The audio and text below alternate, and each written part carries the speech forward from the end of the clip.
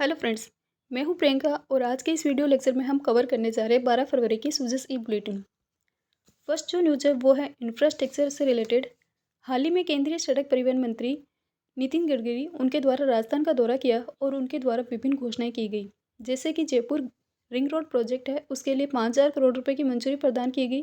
Ring road project के तहत क्या किया जाएगा, 6 लेन ग्रीनफील्ड हाईवे है उनका निर्माण किया जाएगा। इसी के साथ उन्होंने उदयपुर में 2500 करोड़ रुपए से अधिक की 17 सड़क प्रोजेक्ट है उनका शिलान्यास भी किया। और जोधपुर में एलिवेटेड जो रोड प्रोजेक्ट है उसे भी मंजूरी प्रदान की गई है। इसी के साथ जो केंद्रीय सड़क परिवहन मंत्री ने बताया कि हमें प्रदूषण फैलाने वाले जो भी परंपरागत ईंधन है उसको छोड़कर बायोडीजल जैसे वैकल्पिक ईंधन को अपनाने की आवश्यकता है, जिससे प्रदूषण पर कंट्रोल किया जा सके। और इसी के तहत गवर्नमेंट क्या कर रही है, दिल्ली मुंबई एक्सप्रेस हाईवे है वहाँ पर इलेक्ट्रिक बसें चलाएगी। इन इलेक्ट्रिक बसों से क्या होगा, इससे दो बेनिफिट होंगे। एक तो किराया है वो भी डीजल बसों की तुलना में 30% कम होगा और साथ ही साथ प्रदूषण है उस पर भी कंट्रोल किया जा सकेगा। नेक्स्ट जो न्यूज़ है वो है आरपीएससी से रिलेटेड। काफ़ी इंपॉर्टेंट न्यूज़ है।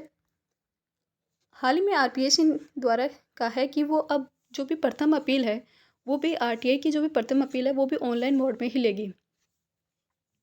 राजस्थान लोक सेवा आयोग के जो सचिव हैं उन्होंने बताया कि आयोग द्वारा 1 जनवरी 2024 से केवल ऑनलाइन माध्यम से ही आरटीआई आवेदन है वो स्वीकार किए जा सके रहे हैं। 1 जनवरी से क्या किया जा रहा है, जो भी आरटीआई आवेदन है, जो भी एप्लीकेशन आती है वो ऑनलाइन माध्यम से स्वीकार की जाती है।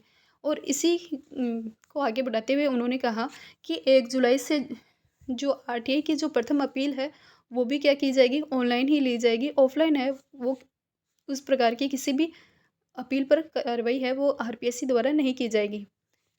आरपीएससी के संदर्भ में हम अदर फैक्ट देखें तो आरपीएससी है, इसकी अधिसूचना, इसके गठन की अधिसूचना है वो 16 अगस्त 1949 को आज जारी हुई थी। 16 अगस्त 1949 है वहाँ पर इस दिन आरपीएससी के गठन की अधिसूचना जारी हुई थी।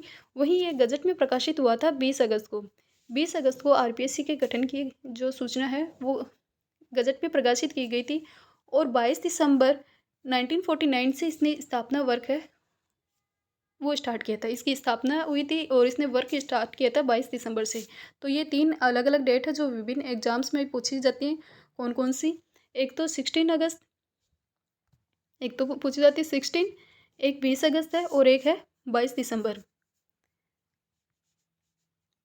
16 अगस्त 1949 को तो क्या हुई थी, अधिसूचना जारी हुई थी। 20 अगस्त को क्या हुआ था, गजट में प्रकाशित हुआ था। और 22 दिसंबर से इसने अपनी स्थापना और वर्क है वो स्टार्ट किया था। आरपीएससी के संदर्भ में अगर अदर फैक्ट देखें तो इसके जो फर्स्ट अध्यक्ष बनाए गए थे वो बनाए थे सर एस के घोष। सर एस के घोष हैं वो इसके फर्स्ट अध्यक्ष थे। और वहीं प्रथम स्थायी अध्यक्ष के संदर्भ में देखें तो वह है S C Tripathi. S C Tripathi है वो प्रथम स्थायी अध्यक्ष है और एस के घोष है वो इसके प्रथम अध्यक्ष नियुक्त हुए थे। आरपीएससी से संदर्भ में विभिन्न आर्टिकल्स देखें तो हमें आर्टिकल देखने को मिलते हैं 315 से 323 तक। अब कहाँ तक है, आर्टिकल 315 से लेकर 323 है। ये आरपीएससी से संबंधित विभिन्न आर्टिकल्स हैं वो कॉन्स्टिट्यूशन में दिए हुए हैं। 315 में बताया गया है कि संघ के लिए एक लोक सेवा आयोग और राज्य के लिए भी एक लोक सेवा आयोग होगा। तो 315 के तहत आरपीएससी का गठन किया गया था। वही 316 के तहत जो आरपीएससी के अध्यक्ष और जो भी मेंबर होते हैं उनकी नियुक्ति, उनका अपॉइंटमेंट राज्यपाल द्वारा किया जाता है। तो 316 के तहत इनके अपॉइंटमेंट से रिलेटेड प्रावधान है। 317 है उसमें इन जो भी आपने मेंबर अपॉइंट किए हैं उनके निष्कासन की प्रक्रिया बताइए कि अगर वो पद का दुरुपयोग या कदाचार में पाए जाते हैं तो सुप्रीम कोर्ट की जांच के आधार पर उनको क्या किया जा सकता है, हटाया जा सकता है। इसी के तहत हाल ही में जो आरपीएससी के मेंबर थे बाबूलाल कटारिया, उनका निष्कासन किया गया था। 318 आर्टिकल 318 है वो सेवा शर्तों से रिलेटेड है। आर्टिकल 318 किसे है, सेवा शर्तों से रिलेटेड है। और आर्टिकल 319 है वो इनके जो भी मेंबर और जो भी अध्यक्ष हैं उनके कार्य ग्रहण पर रोक लगाता है। अगर इनके कार्यकाल समाप्त हो जाता है तो अन्य स्थान पर इनके पद ग्रहण पर रोक लगाता है। 320 है, आर्टिकल 320 है उसमें क्या बताए गए हैं, आरपीएससी के वर्क बताए गए हैं। 321 में आरपीएससी के कार्य का विस्तार बताया गया है।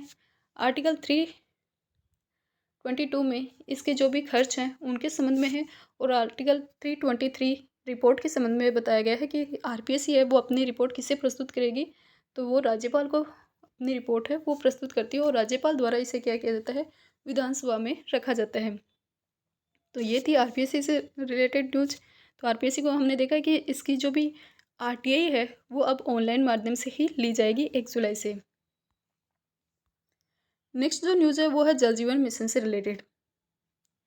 जल जीवन मिशन है ये केंद्र सरकार की एक महत्वपूर्ण योजना है, यह महत्वपूर्ण अपन कह सकते हैं प्रोजेक्ट है, जिसके तहत 2024 तक क्या किया जाएगा, सभी घरों में नल के माध्यम से जल प्रोवाइड करवाया जाएगा। और ये है इसी के तहत 2054 तक क्या किया जाएगा, जो भी अभिकल्पित आबादी है उसको ईसरता दौसा प्रोजेक्ट है उसके तहत शुद्ध पेयजल है वो प्रोवाइड करवाया जाएगा। तो जल जीवन मिशन से रिलेटेड हमने देखा कि 2054 तक है वो ईसरता दौसा प्रोजेक्ट है, उससे लाभान्वित जो भी हैं उनको शुद्ध जल है वो प्रोवाइड करवाया जाएगा। और वैसे मेनली देखें तो जल जीवन मिशन है उसके तहत 2024 तक हर घर नल के माध्यम से जल है वो प्रोवाइड करवाना केंद्र सरकार का लक्ष्य है। नेक्स्ट है न्यूज़ है वो है पुलिस से रिलेटेड, कि आप जो भी अपराध हैं उनकी शीघ्रता से आप शिकायत कर सकें और उनका शीघ्रता से ही निवारण किया जा सके। इसके लिए हाल ही में जो राजस्थान सरकार है उसके द्वारा ट्विट के माध्यम से इस प्रकार की सर्विस है वो स्टार्ट की है। इसके संदर्भ में जो हमारे मुख्यमंत्री श्री बचनलाल शर्मा है उन्होंने बताया कि अब डिजिटल माध्यम से मात्र 2 स्टेप्स में ही राजस्थान पुलिस की सेवाएं आप पा सकते हैं। फर्स्ट स्टेप तो होगी आपको एक्स ट्विटर हैंडल पर जाइए, अगर आपका एक्स ट्विटर हैंडल नहीं है तो आप उस अकाउंट को क्रिएट करें। नेक्स्ट स्टेप में आप क्या करेंगे, किसी भी प्रकार के आपराधिक मामलों से अवगत कराने के लिए @राजस्थान पुलिस हेल्प है उसे टैग करें और ट्वीट करें। इसके माध्यम से आप क्या कर सकेंगे, आपकी ट्वीट है उस पर शीघ्रता अति शीघ्र है वो कार्रवाई की जाएगी और अपराध है उस पर नियंत्रण पा सकेंगे। राजस्थान गवर्नमेंट क्या कर सकेगी, अपराध पर नियंत्रण कर सकेगी, और अपराध पर नियंत्रण ही राजस्थान गवर्नमेंट का ध्येय है कि हमारा एक ही ध्येय है, अपराधियों में डर और आमजन में विश्वास। तो आज के इस वीडियो लेक्चर में हमने देखा कि डिजिटल माध्यम से 2 स्टेप से ही राजस्थान पुलिस की सेवाएं ली जा सकती हैं। आरपीएससी की जो भी आरटीआई अपील है वो 1 जुलाई से ऑनलाइन ली जाएगी।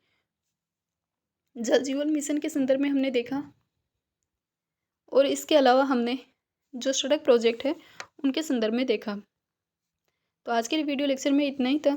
नेक्स्ट वीडियो में हम फिर मिलेंगे, तब तक के लिए थैंक यू।